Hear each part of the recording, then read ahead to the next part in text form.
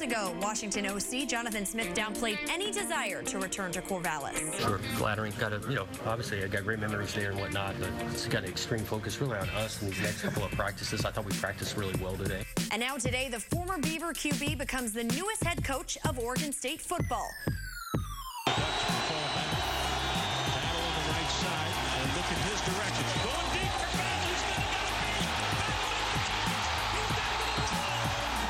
What's ahead for Smith, and can he return the program to the glory days of being bowl-bound and beating the Ducks? All that and more on our season-ending edition of Talkin Beavers.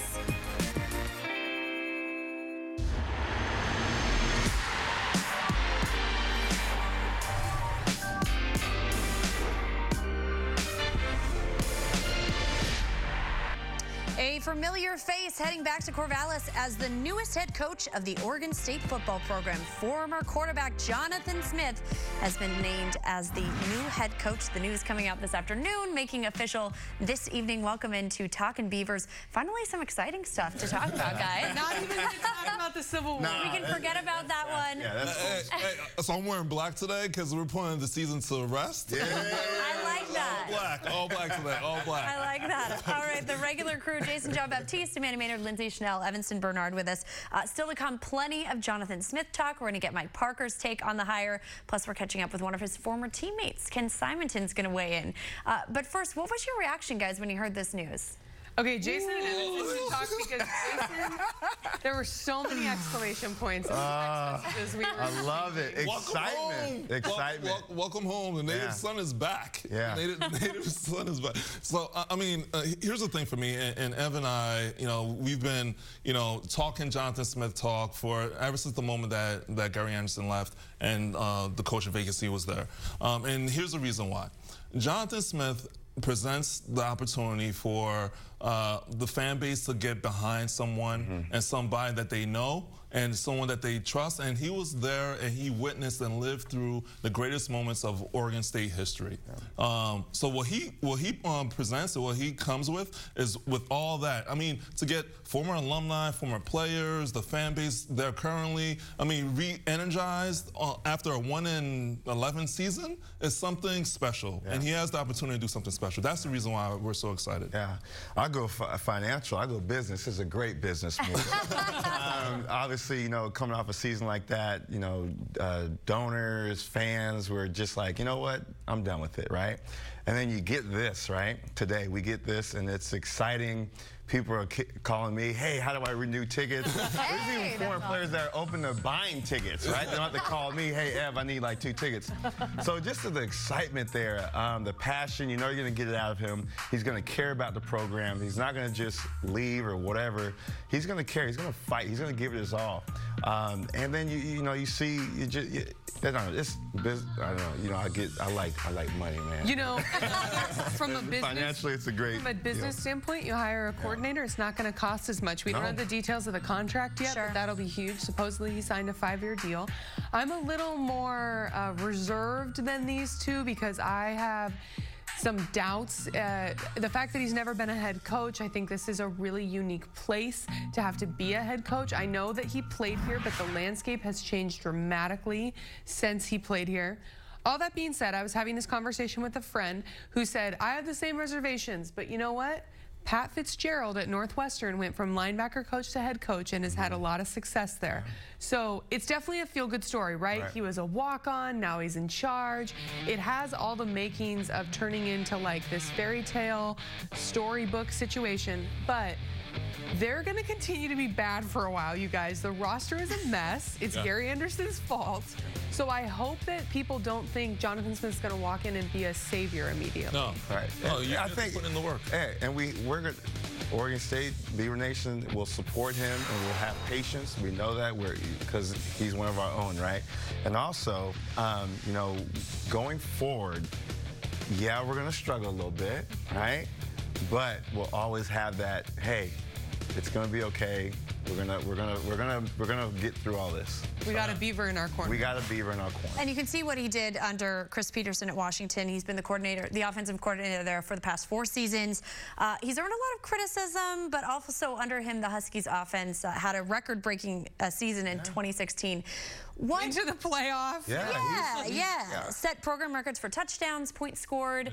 And they have recruited the quarterback position really well. I'm sorry to interrupt you. Yeah. I just want to point that out because that's what Oregon State needs is a quarterback. And it's not just Jake Browning. UW has some good quarterbacks in the pipeline. I see similarities too with the Browning and Luton. I see a lot of similarities right there. I think, you know, he's probably excited and probably like, yeah, I like Luton. I'll take him. I'll work with him. Cool. What do you think is a reasonable we're going to talk more about 2018 in a little bit, but what do you think is a reasonable expectation for this team in this transition, in his first year? What are you going to be looking for? Okay, so they open at Ohio State, right? So that's going to not be pretty. Ohio State will be working with a freshman quarterback or whatever transfer. Okay. Just but I think look, I think win 2 or 3 games. To me, the biggest thing is going to be people want to see the team compete. Yeah. You know, this year before Gary left, they just looked like they had quit. They looked like they weren't playing hard for him. They weren't playing hard for each other.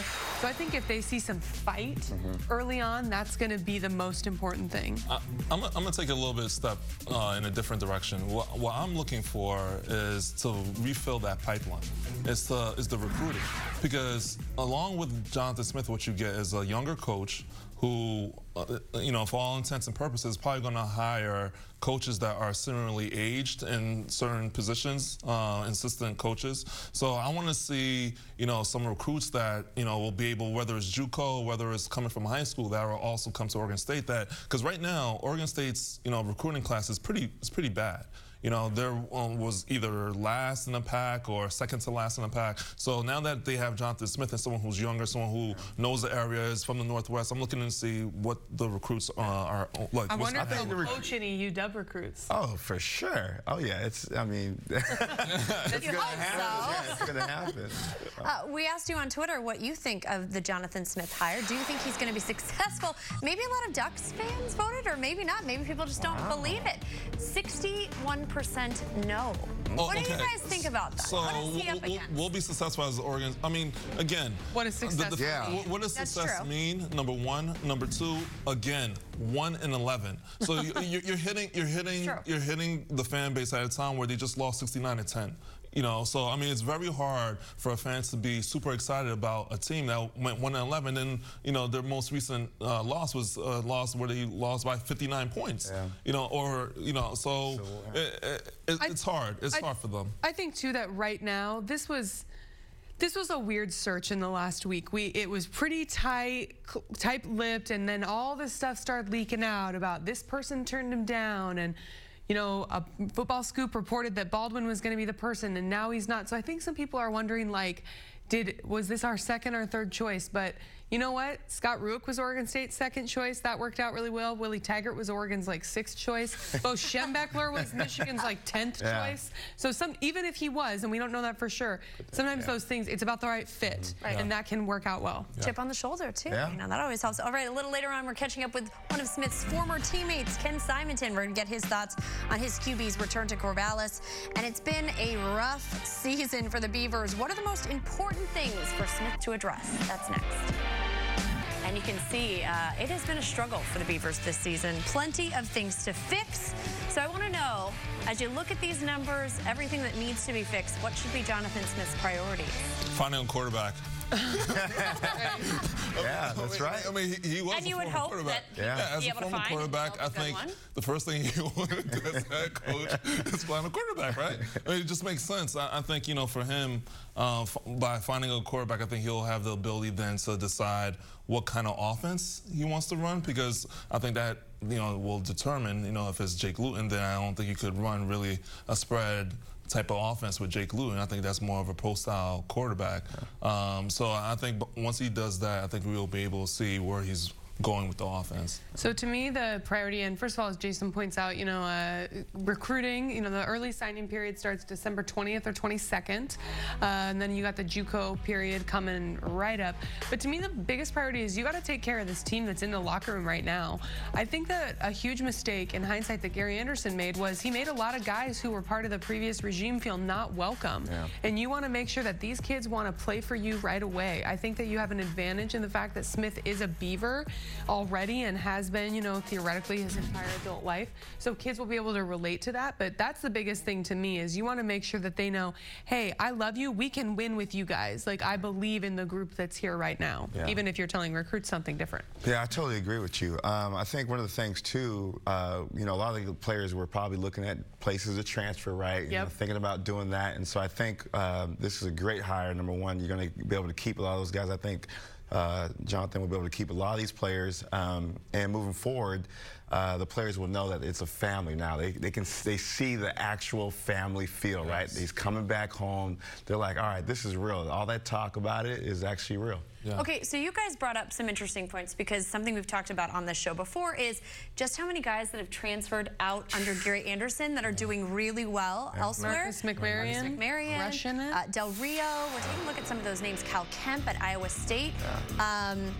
What are some of the things that they need to do to transition? Again, they're not your guys, but you have to win with these guys. What are some of the things that Gary Anderson did not do that Jonathan's I think the most important thing is you need to figure out what type of offense you're going to run, first of all, because let's say that he doesn't want to run a pro style and there's nowhere for Luton. I don't really know, like Luton's transferred a couple times and all this other stuff, but give him the opportunity right away. Hey, listen, I don't imagine you playing for us. This is just a hypothetical. So I'm going to allow you to walk out the door if you want. I don't think you really do that with defensive guys. You can always use people who can tackle.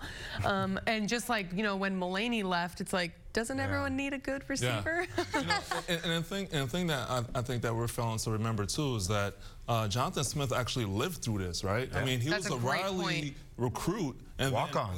Exactly. And then Coach Erickson came on board, and he, and Coach E had to, win him, or he had to win Coach E over, actually.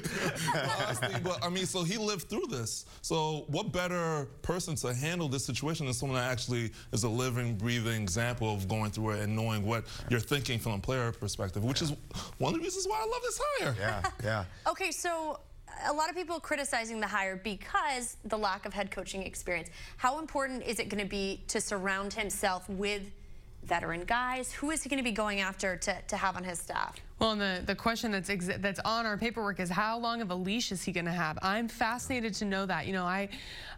First of all, I think, it's smart to just surround yourself with people who have experience, who have head coaching experience, who have recruited in the Pac-12. I've said this time and time again. I think Keith Hayward as defensive coordinator makes a lot of sense for a lot of different reasons. But the other piece of that is hiring an alum can be really tricky because people think that an alum can be a savior.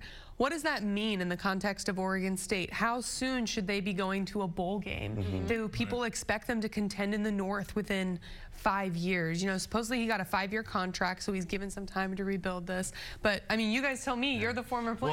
Well, I mean, let's go back to, you say about the pressure, right? I think 3 years ago when this job was open, he was obviously a candidate, right?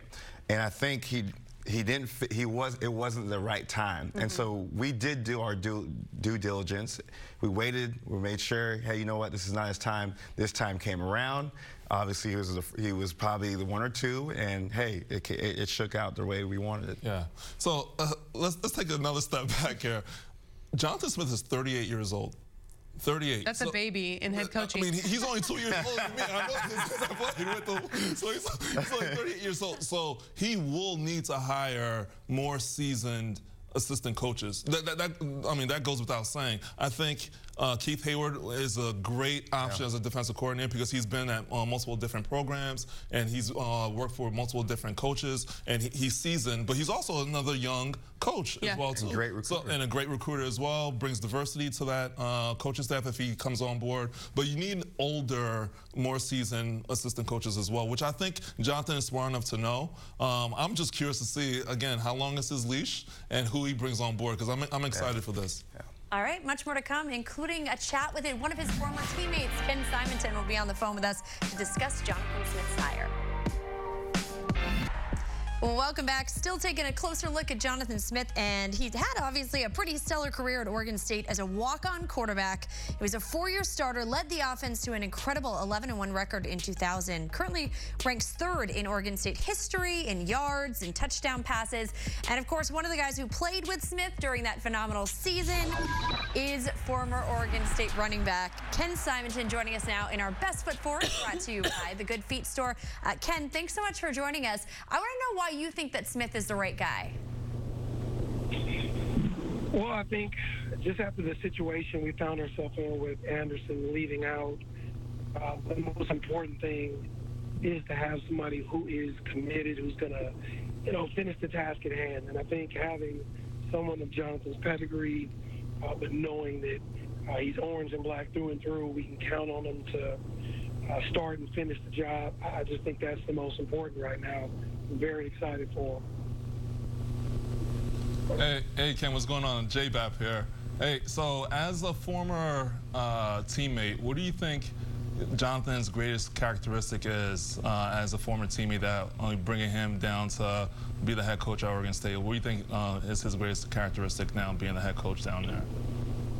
Well, I think unlike most, 19-year-old men, Jonathan's been preparing for this since then. I don't think he's ever deviated from who he was, what he wanted to be, and what it would take to get there. So they're going to get a man who's focused, who's prepared, who's trained under a lot of very, very good coaches, and it's his time now. So you're going to get his coming out party, and again, this is something this man's been preparing for a very long time, and so I'm excited. He's right place, right time.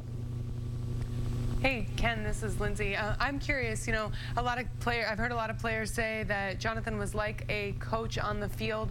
What does that mean? I saw that you said that in particular. Well, I mean, I guess my thing is this is always who he's wanted to be. So I don't know that, he's the kind of guy that, when you look at it, he was taking, the opportunities to call his own offenses and that kind of guy where you're saying, oh, he's just absolutely, the smartest guy on the field. But this is a man who's put in the work, who's thought about nothing else but this moment. And so it's very hard if you think about all of our career choices to say, I've been preparing for 15, 20 years for this moment. And I just think that's the best attribute about this man, that he's been focused and true about who he is, what he wanted to do with his life, and he's earned this opportunity. Hey, Ken, it's the leading rusher of Oregon State University. One of my questions for you is, what is one of the qualities that you, I guess the number one quality that you experienced with him while you guys were in that huddle? I think, you never saw the guy get too high. You never saw him get low. His face betrayed nothing. I mean, if it was a dire strait, he was still as cool as they came. And if we just rattled off the biggest play, you might get a smile out of him. I mean, he just really was very composed. He gave you nothing but, I'm focused for this moment. Let's go get it done. And you had to love that about him. It was never a big rah-rah guy.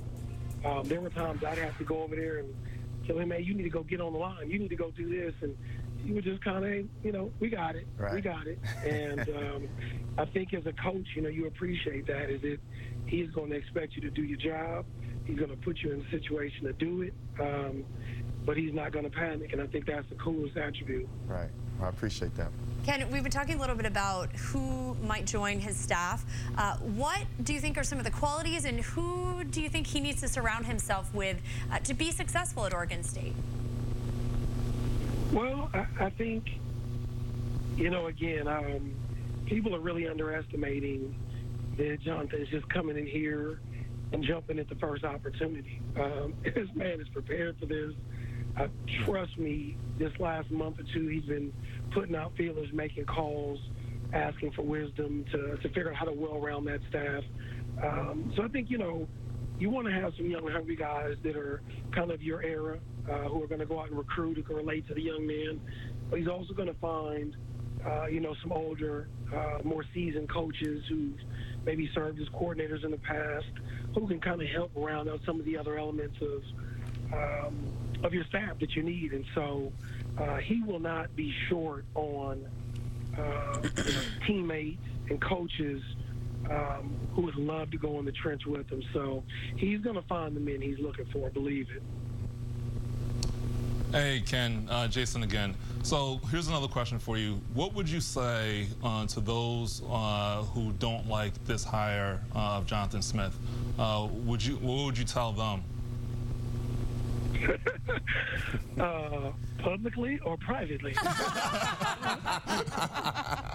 We definitely want to hear private. Fair enough. Fair enough. Look, the politically correct answer, I guess. I'm not big on PC, but look, at the end of the day, the message is simple. The state of our program, and I'm a big Gary Anderson guy. Maybe one day I'll get a chance to talk to him and figure out what exactly happened.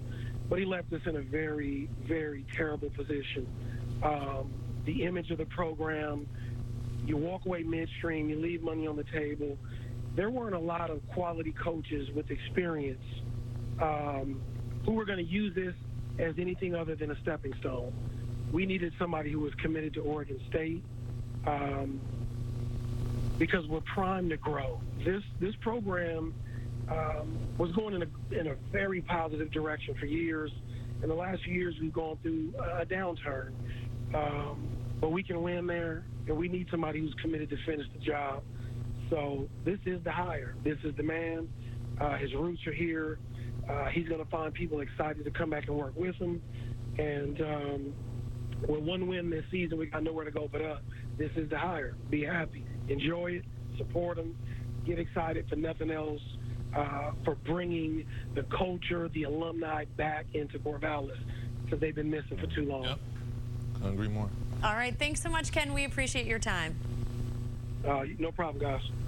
All right, later in the show, we're going to have the winner of the Damn Best Bracket. And after the break, Mike Parker weighs in on the Jonathan Smith's priorities to get this program back on track. It has been a busy day down in Corvallis. Still to come here on Talkin Beavers, it's the finals for our Damn Best Bracket. Beaver volleyball heading to the big dance, and we are making some bold predictions for the 2018 season with a new head coach. Time now for our Toyota of Portland tune-up, and we're taking a look at Jonathan Smith. We're welcoming in Mike Parker from Corvallis. Mike, what was your reaction to the news of Smith's hiring? I absolutely love it, Amanda.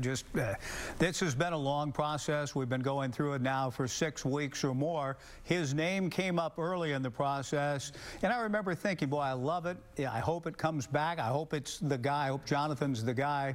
He's been a favorite son of ours for a long time. I've admired him. I thought he was a coach on the field when he was quarterbacking for Mike Riley and Dennis Erickson. So I absolutely love it. I think it's a big hit. Mike, it's Lindsay. I'm curious what you think of the reports that are out there about Riley or Erickson potentially coming to be part of Jonathan's staff. Obviously, Smith and Riley in particular were very close, but what do you think? Is there truth to that? Does one have an edge over the other? Yeah, it's a great question, Lindsay, and I'm curious to see how that plays out as well. And Jonathan may shed some light on it at the press conference expected on Thursday. But either way, he has the backing of, and Dennis Erickson in the official statement strongly supports the hire of Jonathan Smith at Oregon State. Either guy or both under, which would be a very unusual scenario. Even if there's not an official role for Dennis and or Mike, I think both of them are going to be people that they've supported Jonathan, know him well, and would be always available to him for wisdom and counsel. But we'll see if there's an official tag to that for either one here very soon. Hey, Mike, Jason here.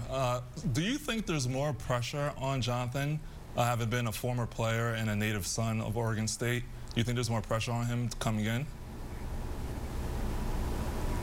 In a sense, Jason, and it's nice to hear your voice and nice to see you on the show. I think that in a sense there may be, but also because I think Beaver Nation wants to put their arms around this guy. They love and admire him as a player. And even if there are some people in the midst of Beaver Nation who may be a little hesitant or skeptical or have some doubts about his lack of head coaching experience, I think in a sense the pressure is a little less because of the goodwill that will be extended towards him as he goes through the process. And for me, the biggest thing here is he has the job not because he's a former player. I think that's helpful. But he thoroughly impressed Scott Barnes in the interview process, laid out a plan, a clear-cut vision and plan, and he knows the territory and knows what has worked, what will work, and I think that was very persuasive. So the pressure is going to come just self-imposed from the competitive nature of Jonathan Smith, but I don't think necessarily it's going to come from the outside. Mike, obviously a lot of changes I can expect being made after such a difficult season. What do you feel like Smith's priorities should be going forward? The number one thing will be to build a staff. And I think, and I wasn't in that interview room and have not been told what went on in the interview that was so impressive and obviously in the end persuasive to Scott Barnes. But I think that's the biggest component, Amanda, will be, first of all, to meet with the team and just give them a sense of confidence and belief going forward. That's going to happen and will happen in very short order. And then beyond that, to surround the young men who are returning to the program, a bit shaken from the tumultuous season they just went through, with some of the best position coaches that I think we will have ever seen in one collection here. I'm expecting Jonathan to build a tremendous staff with a great breadth in recruiting, with tremendous experience on both sides of the ball. So just to kind of re-inspire and invigorate the team, number one, that, hey, you guys are winners and we're going to win with you and go forward. But two, to build a staff that will inspire those young men to go into the offseason with a tremendous amount of confidence. I think Jonathan will do both. Hey, Mike, Jason here again. So question, how high do you think the excitement level is for the fan base there? Because I could tell you, as a former player, and for a lot of us former players, we're truly excited to see Jonathan back home again and going to be in the head coaching position. How high do you think the excitement level is for the fans down there? Jason, it's a great question, and you being a former player, I'm glad to hear you say that, because you're joined by, just here in these early hours after the expectation that Jonathan will be officially introduced, Derek Anderson, Ken Simonton, TJ Hushmanzada have all sent strong endorsements for guys, in some cases, former teammates. Paul Christ is waiting, Chris Peterson, as we mentioned, Dennis Erickson. I think a lot of people who carry a lot of weight, even in and out of Beaver Nation, have expressed strong support and enthusiasm for this hire. I will say, to be honest, that not every fan I've talked to in the initial hours have said, oh, it's the greatest thing they've ever heard. Even though there's tremendous affection and love for Jonathan, I do think that there's still a few, maybe more than a few, who have slight concerns or major concerns about the lack of experience as a head coach. But again, it's my conviction that Jonathan must have allayed any sorts of, if there were any doubts on Scott Barnes's part, Jonathan must have allayed those with the strong interview about his plan to surround himself with a great staff that will help him navigate those first few months and seasons as a head coach. All right, thanks so much, Mike. Still to come on the show, we're handing out our season-long game balls, as well as our predictions for the 2018 season. But up next, the women's volleyball team is on to the NCAA tournament. We're catching up with them on their stellar season so far. Time now for our Standard TV and Appliance headlines with our veteran reporter of USA Today, Lindsay Schnell. And it's all about the ladies this week. Yes, let's talk about those awesome female athletes down in Corvallis. How about Oregon State women's basketball? They drop another close top 25 matchup on the road at Duke, losing 72-65. Senior Marie Gulich chips in 16 points. Beavers can't get it done. Of course, they lost to Notre Dame the week before. Would have been great for non-conference RPI purposes to get a win, but I think they're still going to be pretty good in the the conference. Pac-12 play starts the end of December. And another team gearing up for postseason play. How about the volleyball team? We've been talking about them all year. Rough start, crushing it now. Back in the NCAA tournament for the first time since 2014. Now, volleyball does not seed anything besides the top 16 seeds, but Oregon State is headed to the Austin Regional. They'll play NC State first, and then provided they win, they will match up with 11th seeded Texas, a perennial Final Four team. Of course, one of the players that's most important to the Beavers' success this year is senior outside hitter Mary Kate Marshall. Spoke with her this week about her impact at Oregon State.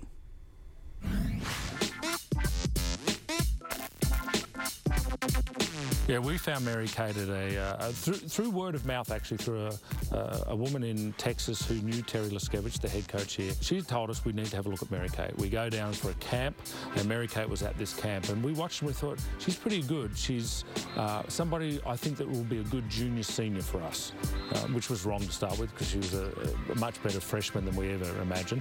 And then her dad was at the camp, and I walked up to her dad and introduced myself, and I said, you know, your daughter can play at the Pac-12 level. And he told me to get out of his face. There's no way she can be a Pac-12 player. And I said, trust me, I think she can. It was insane. I mean, my dad and I looked at each other and we were like, what? Like, did that just happen? It was crazy. It was surreal to be able to work that hard and then finally get an offer from, I mean, a Pac-12 school. I mean, the best conference in volleyball. She can score. They need her. Touch in the back row. And another point is set. Look at Mary Kate Marshall with the back set. I will tell you, though, Mary Kate Marshall and Goings, two hitters for Oregon State. They do a lot of work all around, and they are tough defenders, and they carry a load in that back row. Why is MK the best player we've had? Well, that's the debate. She's very close to breaking Rachel Rourke's record, and if I was to compare the two of them at the time they were here, I think Mary Kate's the more skilled all-round of the two. Mary Kate has much more of an all-round game. She's a pretty good blocker. She passes well. So I'd say she's probably slightly ahead of Rachel in terms of overall skill. What I've tried to work on the most is just being the all-around player. I mean, being able to play in the back row, a lot of teams serve me, and so to be able to pass all the balls and then be able to swing out of system or swing in system, that's really been what I've been working on, and also leadership on the court. A lot of people look to me in the game, and so to be able to take that in and to help with leadership and then to also help with getting kills or doing anything like that. I think I've worked on that a lot. Well, Mary Kate opened the door for us in Texas. You know, the number of people, I went recruiting a lot in Texas in 2015, and a lot of people said, oh, you know, Mary Kate's my next door neighbour, she's my cousin, she's this, she's that. Oh my God, how many relatives does she have here? But it opened a lot of doors for us. We're only going up. We're going to make it. They are going to make it to the NCAA tournament every year. That's going to be the goal from here on out, the expectation, really. And so I think that's definitely going to be happening in the few years to come. Well, one of those people that opened the door, that Mary Kate opened the door for, how about freshman setter Kylie McLaughlin, named the Pac-12 Freshman of the Year this week, and also Oregon State volleyball coach Mark Bernard getting named Coach of the Year. So great year for the volleyball team. Hopefully they can go down to Texas, get a big crowd because get all of her relatives, get all her relatives and all the other Texans' relatives, and pull off an upset. All right, plenty more to come here on the show, but up next we're going to be handing out our Wilson Motor game balls.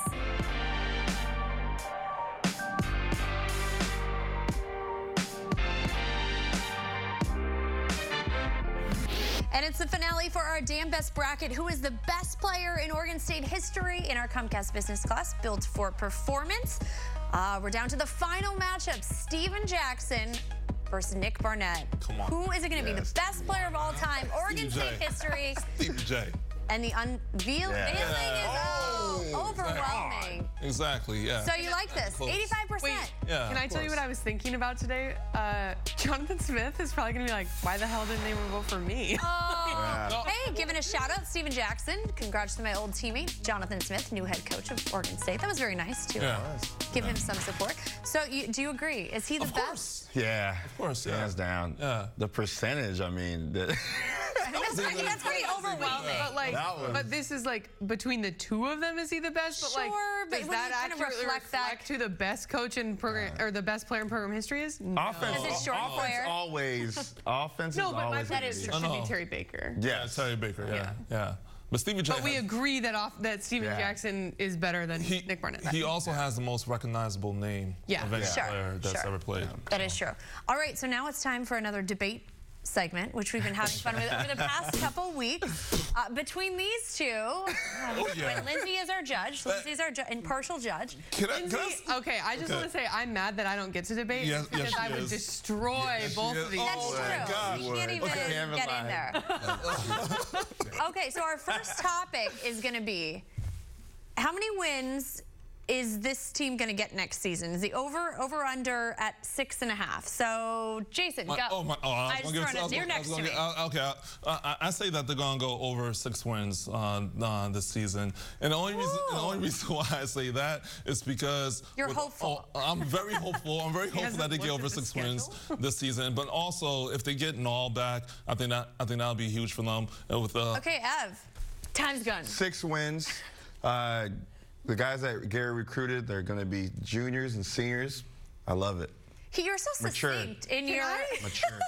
Can I vote neither of them? That was not a convincing argument from either. 6 wins. Listen, we're still trying to wrap our head around Jonathan Smith being... Yeah, I'm still excited. I don't care about wins. What do you think, Lindsay? Yeah. You say neither, but...